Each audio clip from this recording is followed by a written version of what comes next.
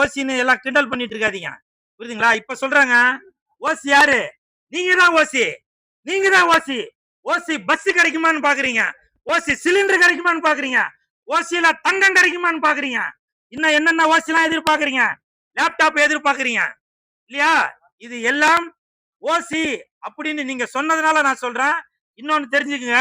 அந்த ஓசின்றத வந்து தயவு செஞ்சு கேவலப்படுத்தாதீங்க. புரியுதுங்களா?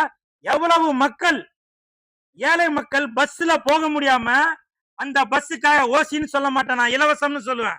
அந்த பஸ்ஸுக்காக கூலி வேலை செய்யும் தொழிலாளர்கள், மாணவ மாணவிகள், முதியோர்கள், இவங்க எல்லாரும் அந்த பஸ்ஸுக்காக எவ்வளவு ஏங்கி இருப்பாங்க. நீங்க இன்னைக்கு உங்களுக்கு பதவிக்காக உங்க வாய்க்கு வந்தபடி நீங்க ஓசி ஓசி ஓசின்னு சொல்லுவீங்க. அதுக்கப்புறம் மறுபடியும் நீங்களே ஒரு இலவசத்தை சொல்லுவீங்க. மிக்சி கொடுப்பீங்க, கிரைண்டர் கொடுப்பீங்க, டிவி கொடுப்பீங்க. இதுக்கு பேரு ஓசி தானே?